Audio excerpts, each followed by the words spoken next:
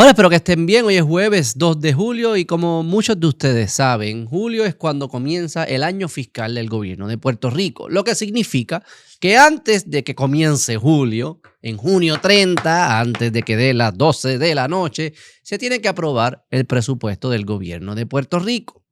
Y eso, en tiempos de promesa, en tiempos de la Junta, pues se tiene que aprobar conforme a lo que la Junta establece que son las reglas y lo que la ley promesa establece que son las reglas. Tiene que estar balanceado y tiene que cumplir con todos los criterios. Pues esta semana ha habido un debate, un back and forth entre si el gobierno cumplió, si la legislatura apoyó, si la Junta aprobó. Y parece que no está claro y la Junta tuvo que venir al final del día y decir aquí que se hacen las cosas de esta manera. La Junta haciendo eso y empiezan todas las voces a decir, vivimos en una dictadura, la Junta está abusando, la ley promesa lo que es abusa de nosotros, nos tienen en esta dictadura sometidos. Pero pocas personas se hacen la pregunta de, pero espérate, ¿lo están haciendo bien? ¿Lo estamos haciendo bien? Hemos cambiado los comportamientos que nos trajeron aquí. ¿Cuáles fueron esos comportamientos que nos trajeron aquí? Porque ese es el verdadero problema. No es que te estén velando, es que te tengan que velar porque eres incompetente, porque no lo puedes hacer bien, porque no sabes administrar. Pues hoy vamos a utilizar un programa que sacó Jay Fonseca, donde va recontando, me parece de manera muy honesta y muy correcta, qué fue lo que trajo el problema de la deuda en Puerto Rico, qué nos trajo a lo que llegamos. Y también vamos a profundizar una de esas palabras mágicas, porque ustedes saben que en Puerto Rico a la gente le encanta utilizar palabras mágicas, que la dicen, y no, es que aquí no se administra bien. Pero quiero profundizar qué es lo que significa administrar bien en este contexto y cómo no puede ser desconectado de una ideología, de una visión de mundo que define cuál es el rol del gobierno. La palabra administrar no significa absolutamente nada, sino está encajada, enmarcada dentro de una ideología y una visión de mundo. Si a usted le gusta este contenido, denle like, suscríbase, comente, compártalo.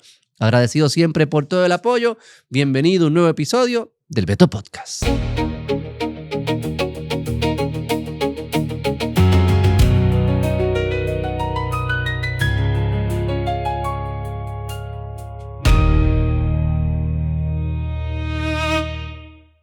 Ok, antes de comenzar les recuerdo que hoy tenemos en vivo el HQ de La Diestra, donde nos sentamos todas las voces de La Diestra, Omaira Font, Mike POV, Aliana del Rabbit Hole y yo voy a estar. Estamos hoy todo, casa llena, lo estamos grabando en vivo, lo pueden ver en el canal de POV Podcast, en vivo los jueves por la noche, luego se saca y se pone exclusivo para los miembros del Patreon y los miembros de ladiestra.com. Hoy a las 7 de la noche, vaya al canal de POV Podcast, allí en vivo nos envían superchats, hablan con nosotros, siempre se pasa espectacularmente bien. Como les comenté en la introducción, vamos a estar reaccionando a un podcast que hace Jay Fonseca con el invitado Adolfo, creo que es que se llama, pero Adolfo no dice nada. Jay Fonseca estaba en una de sus descargas, haciendo un recuento de cómo fue que la deuda llegó a ser lo que fue, la deuda pública llegó a ser lo que fue en Puerto Rico y cómo eso fue lo que causó y provocó que viniese la Junta, la incapacidad de administrar los recursos públicos por los gobernantes en Puerto Rico. Vamos a escuchar y vamos reaccionando. Que pues que yo soy tan bueno. Así no funciona el mundo y no sea imbécil. No se crea usted el cuento de que así funciona el mundo. Y esto empezó en el 1974, cuando Puerto Rico, en el 1974, Rafael Hernández Colón empezó a coger prestado para cuadrar el presupuesto de las corporaciones públicas. Gente, así fue que esto empezó.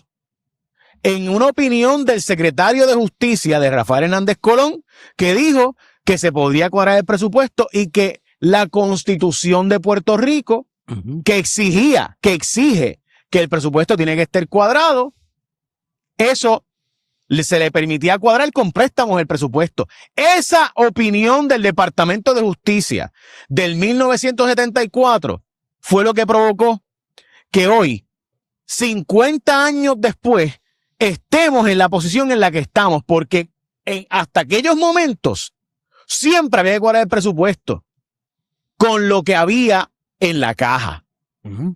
No se podía coger prestado para cuadrar el presupuesto porque Puerto Rico en su constitución sabia decía que tú no podías coger más prestado del 15% de las rentas netas.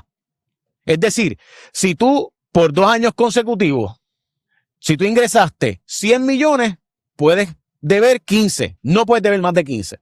En otras palabras, Puerto Rico en su constitución decía, primero pasamos hambre, primero no le echamos gasolina a la policía, primero no le damos de comer a los niños en los comedores escolares, pero hay que pagar la deuda.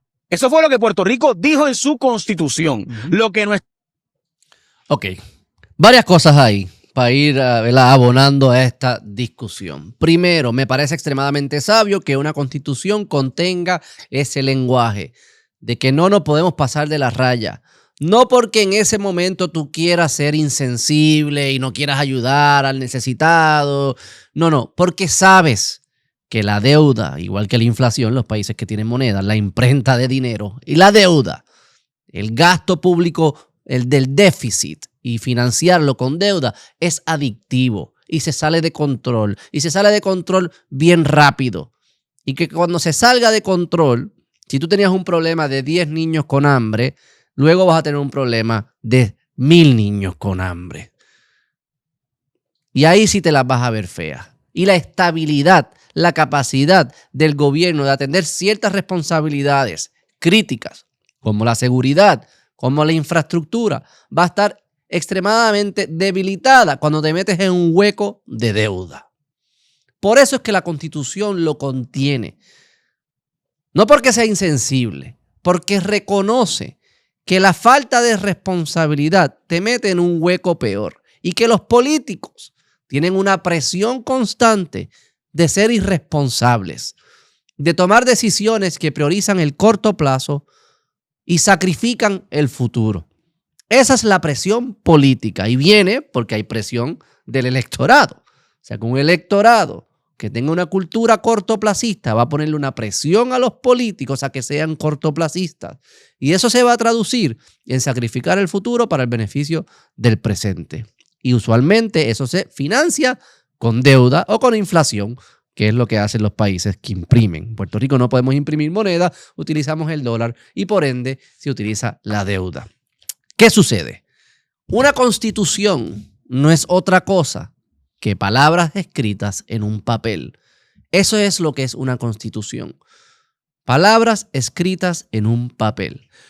¿Cómo son los mecanismos? ¿Cómo funciona para que unas palabras escritas en un papel te aguanten las manos para que personas que quieren hacer algo distinto a lo que está escrito en el papel logren aguantarte las manos? Necesitas instituciones, necesitas culturas, necesitas un respeto de la mayoría de las personas y especialmente de la mayoría de los líderes en esa sociedad.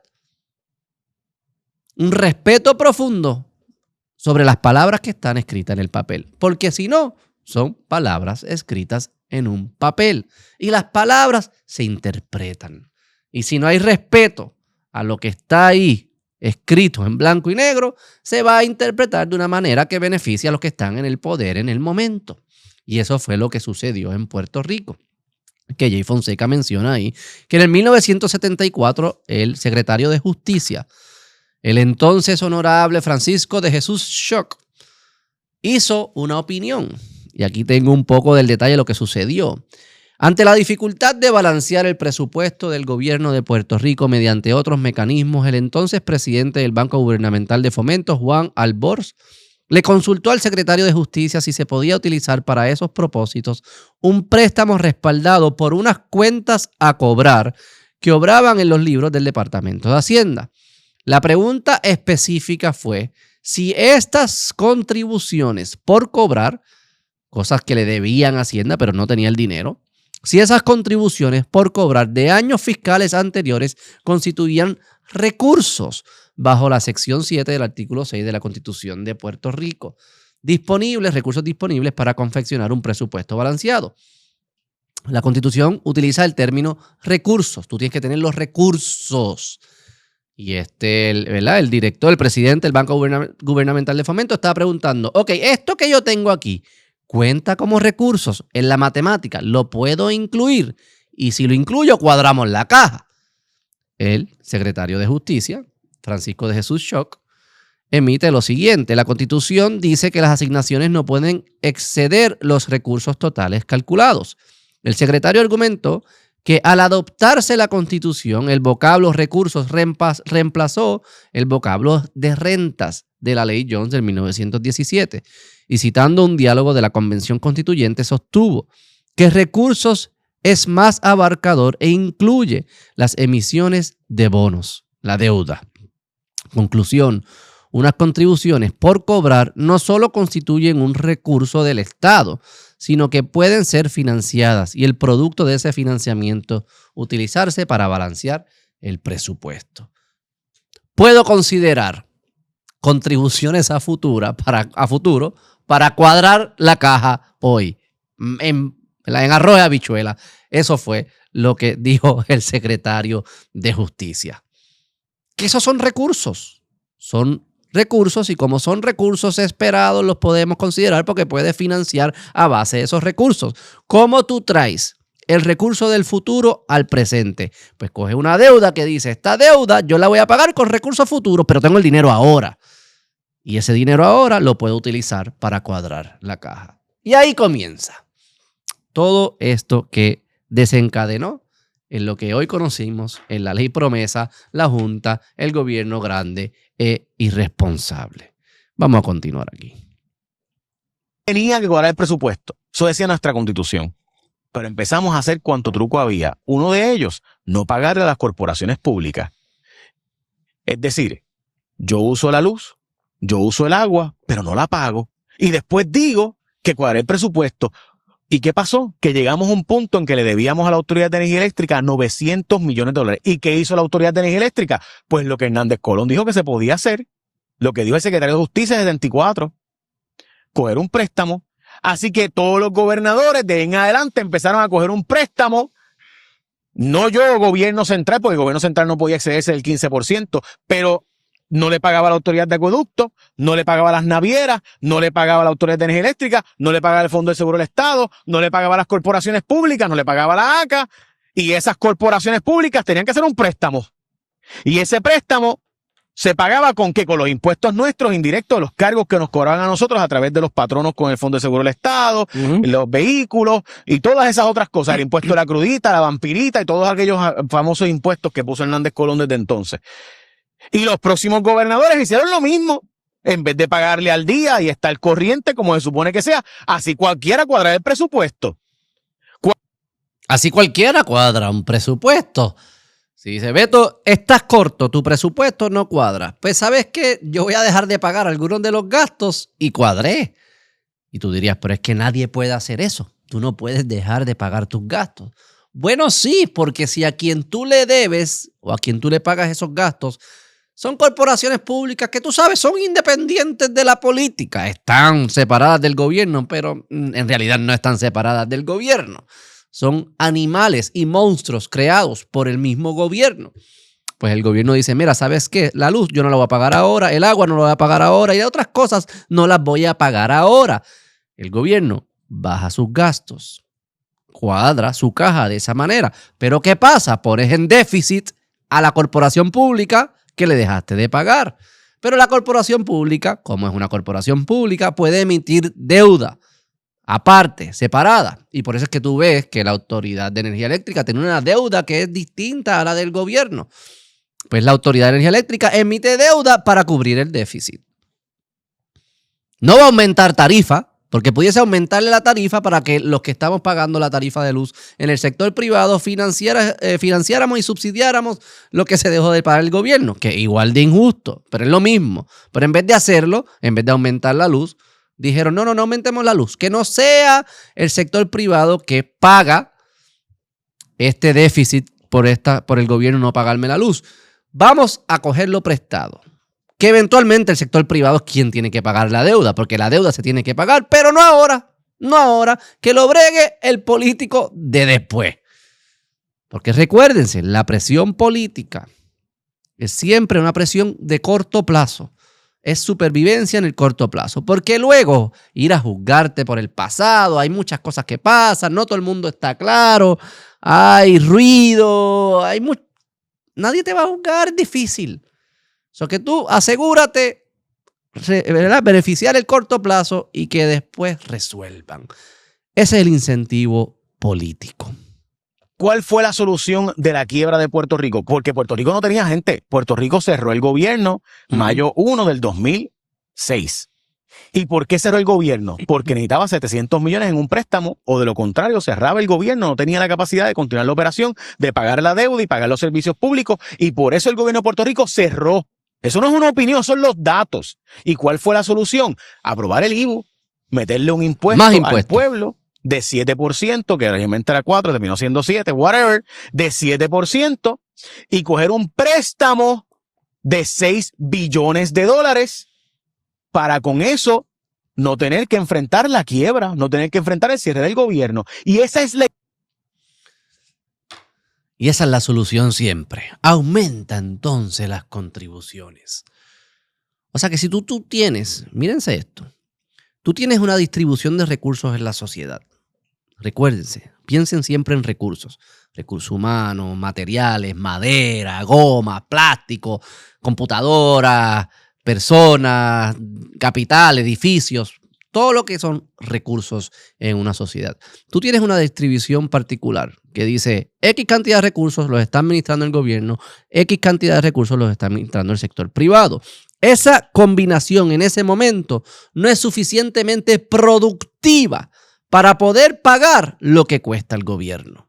O sea, no está produciendo lo suficiente. Y los genios políticos en Puerto Rico deciden en ese momento, en vez de liberar recursos del gobierno y dárselo al sector privado para ver si esos recursos se convierten más productivos y entonces la productividad aumenta y podemos entonces volver a financiar el gobierno. En vez de hacer eso, dicen, no, pues ¿sabes qué? Yo tengo que aumentar el % que le toca al gobierno. Yo tengo que extraerle aún más al sector privado para dedicárselo a estos recursos en el gobierno que no producen nada.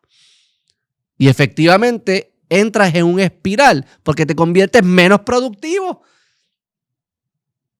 Le extraíste recursos mediante contribuciones e impuestos al sector privado para tirárselo al gobierno que no era productivo, porque nunca es productivo. O sea que te pusiste en una peor situación. Pero eso es lo que sucede aquí. Porque no pueden despedir a nadie. Porque no pueden subir el costo de la luz. Porque no pueden quitar los contratos que el gobierno tiene con sus contratistas. No pueden achicar el gasto del gobierno. Es una obsesión. Están adictos. Porque dependen de eso políticamente. Porque eso es lo que utilizan para mantener sus bases, su infraestructura electoral, sus amigos, sus votantes, su red de apoyo político. Se financia, se coordina y se organiza mediante el gobierno grande. Y aquí está, Jay trae un ejemplo específico que sucede entre Aníbal Acevedo Vilá y Sila Calderón. Pospusimos las decisiones en el 2006 cuando aprobamos el IVU. Porque en el 2006, cuando quebró el gobierno, porque el gobierno de Puerto Rico quebró en el 2006. Porque en el 2004, Sila Calderón le preguntó a Aníbal, que iba a ser el candidato del Partido Popular, ¿qué tú quieres? Tengo 500 millones en un préstamo que le hice el Banco Gubernamental de Fomento. Se los damos a los empleados públicos en un aumento, se los damos como un bono para ganar las elecciones. ¿Y qué hizo Aníbal Acevedo Vilá, ese gran analista político actualmente y gurú de las finanzas? Aníbal Acevedo dijo, dale un aumento a los empleados públicos. Hay un pequeño detalle, los aumentos de sueldo son recurrentes, no es un bono de una vez. Y el año después... Es que ese pequeño detalle fue un factor importante en la toma de decisión. Porque si tú estás tratando de aumentar tu potencial político, pues tú le das el mejor dulce posible que se le puede dar a posibles votantes. No le va a dar un bono si le puedes dar un aumento permanente. En manos políticas, sea, no es manos políticas. Las personas utilizan sus recursos.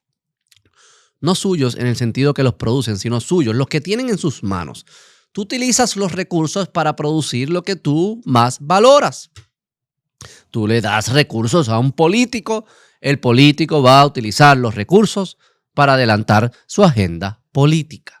Esa es la realidad. Igual que si tú le das recursos a un inversionista, el inversionista va a utilizar los recursos para maximizar los retornos de su cartera de inversión.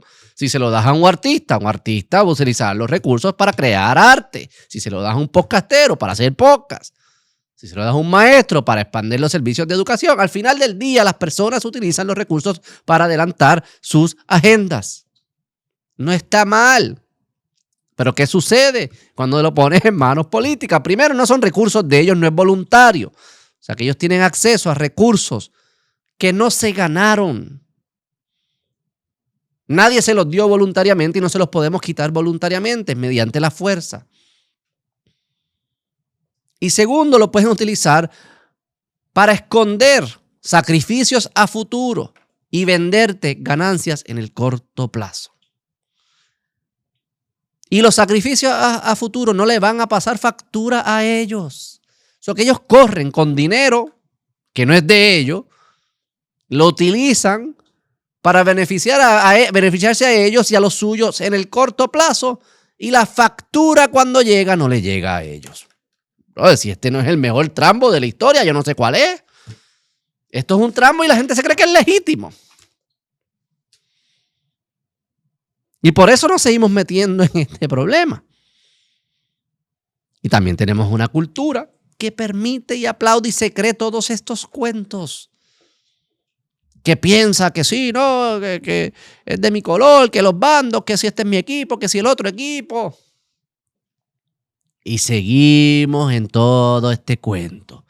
Y después te dicen que es culpa de la Junta. Y sí, la Junta ha sido...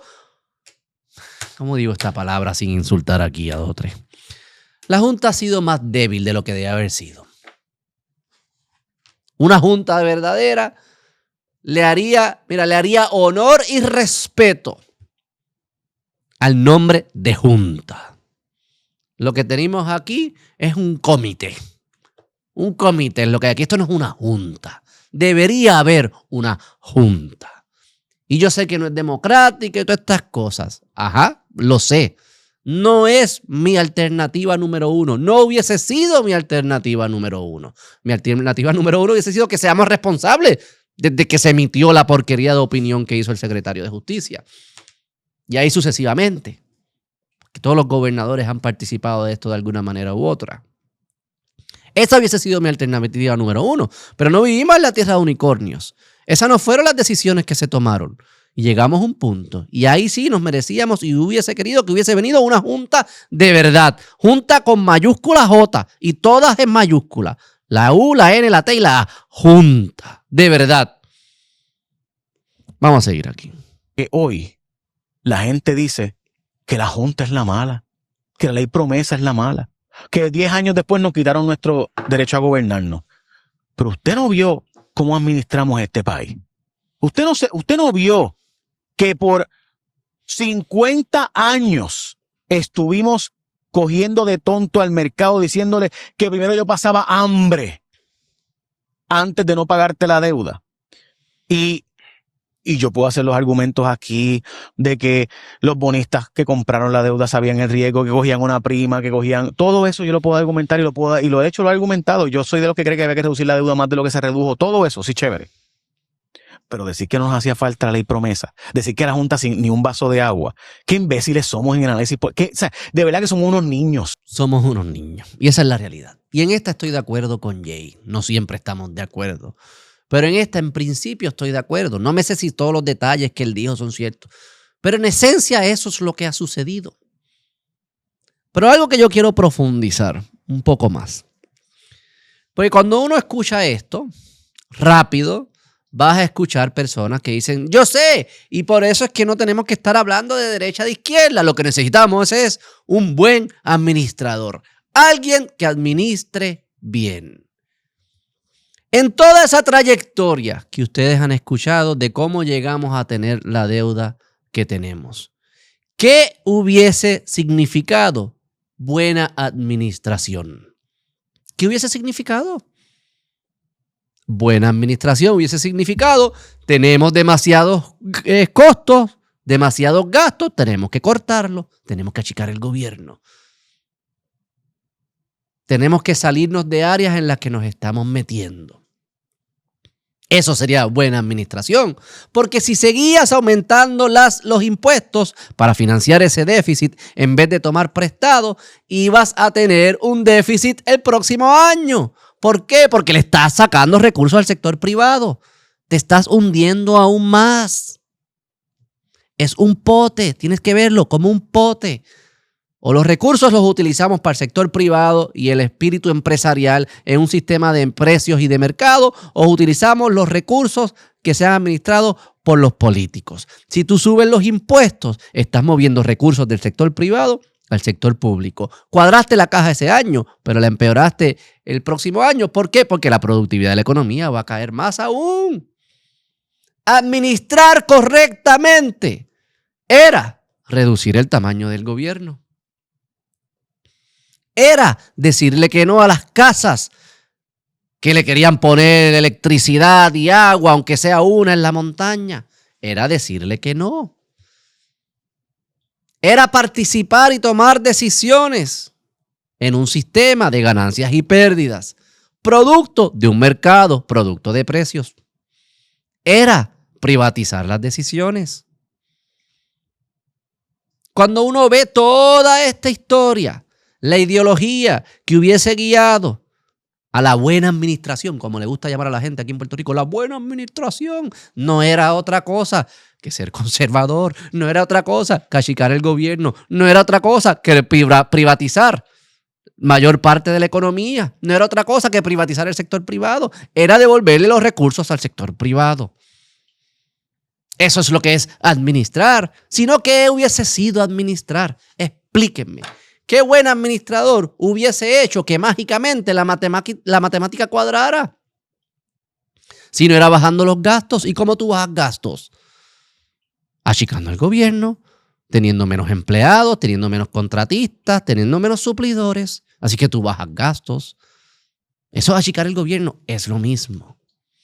O si no, ¿qué significa administrarlo correctamente? ¿Qué hubiese significado?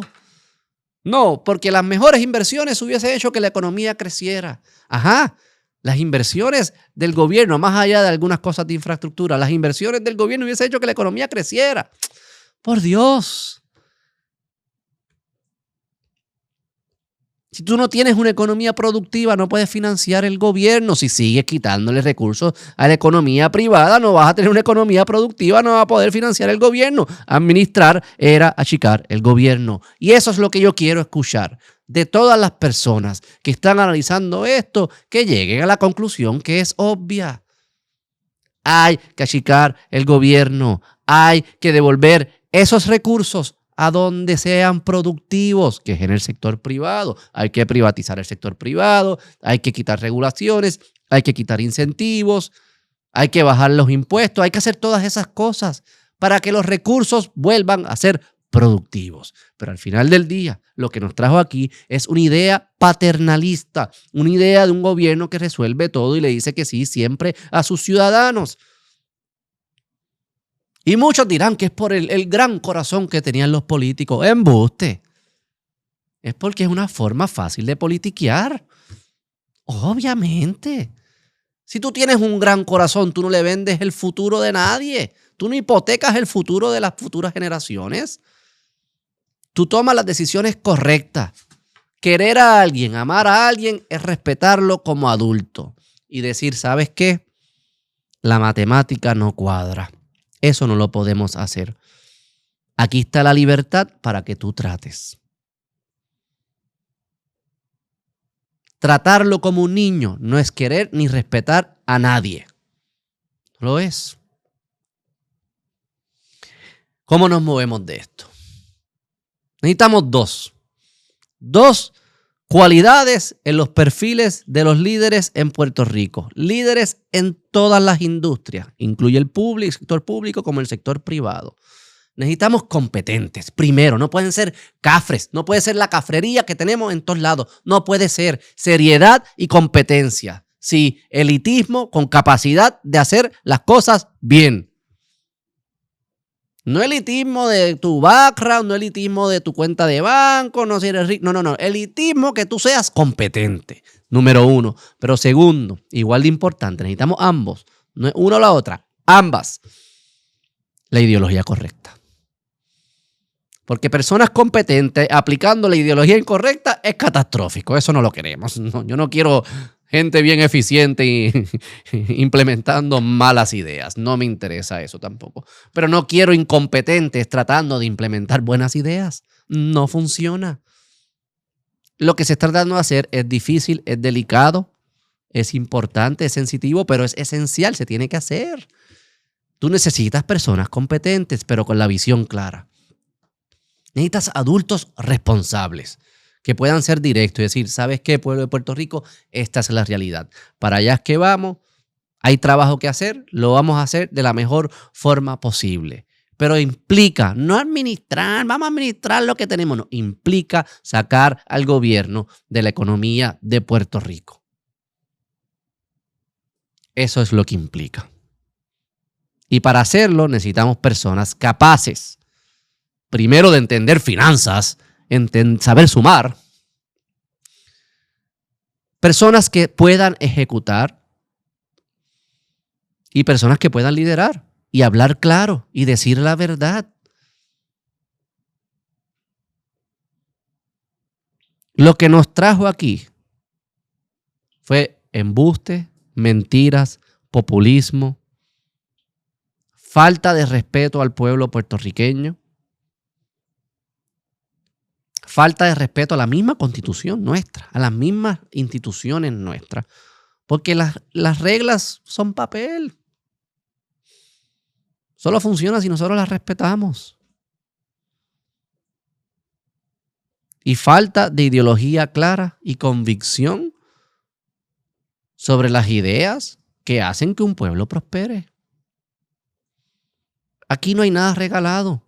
Como dice Jay, tú no puedes cogerle tonto a las personas. No vas a poder. Es que además, si tú tratas de coger de tonto a los demás, al final del día, a quien estás cogiendo de tonto es a ti mismo.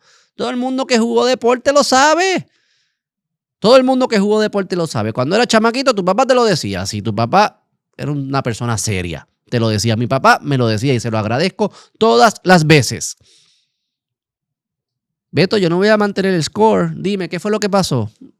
Ah, no, tiré tanto. Ah, no, gané por tanto. ¿Seguro? Sí, seguro. Él sabía que yo estaba haciendo trampa y me lo decía al final. Tú sabes que eso no fue la verdad. Y tú piensas que tú me estás engañando a mí. Te estás engañando a ti mismo. La matemática no falla, brother. No falla. Los números siempre cuadran.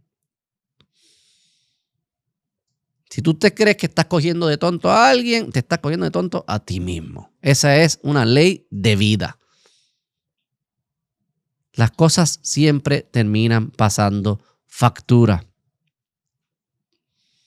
Y nos creíamos que estábamos, el mejor truco, qué sé yo, aquí llegan las cosas y nunca tenemos que asumir responsabilidades. Ajá, ok, perfecto. La factura te llegará, quizás será en tu conciencia la factura, pero le va a llegar a alguien. Quizás a tus hijos, a tus nietos, a tus seres queridos. Eso fue lo que nos trajo aquí. Y podemos salir. Va a ser doloroso, va a ser difícil. Pero como dije, hay caminos, sabemos lo que hay que hacer. Lo que no podemos es creernos que solamente se tiene que administrar bien, sin preguntarnos, ¿qué rayos significa eso? Administrar sin ideología es seguir hundiendo, creando el hueco con la creencia de que mágicamente va a funcionar este sistema y este modelo que no funciona nunca. Y es sentirnos bien. No, estamos haciéndolo bien. Oye, se descuadró de nuevo. ¿Por qué será? Porque estás administrando. No necesitamos administrar. Necesitamos cortarlo. Una sierra, una hacha, con lo que sea, el instrumento que ustedes prefieran, cortarlo y devolver los recursos al lugar productivo. Y ese es el sector privado. Ese es el sistema de mercado. Esas son las ganancias y las pérdidas. ¿Qué significa ganancias? Que utilizaste los recursos bien. ¿Qué significa pérdida? Que utilizaste los recursos mal. ¿Vas a poder correr en pérdida para siempre? No. Por ende, o arreglas o los recursos se van a mover de tu empresa a otra empresa, a la que sí sea productiva. Y así nos aseguramos que los recursos se invierten correctamente y tenemos una economía que produce riquezas. De lo contrario, es seguir administrando esto, hundiéndonos, mira, manejando la caída por el barranco. Y eso a mí no me interesa. Tengo 3 hijos, muchos de ustedes son jóvenes, muchos de ustedes también son hijos, tienen nietos. Pero hay que hacerlo. Hay que meterse. Gente competente, gente con visión, ya no más cafrería y trafalería, incompetentes, incapaces, sin experiencia, que no saben nada de finanzas, no saben nada de ejecución, no saben nada de eso. Pero hay que tener la visión clara y hay que reducir el gobierno. Si a usted le gusta este contenido, dale like, suscríbase, comente, compártalo. Agradecido siempre por todo el apoyo. Nos vemos en la próxima. Bye.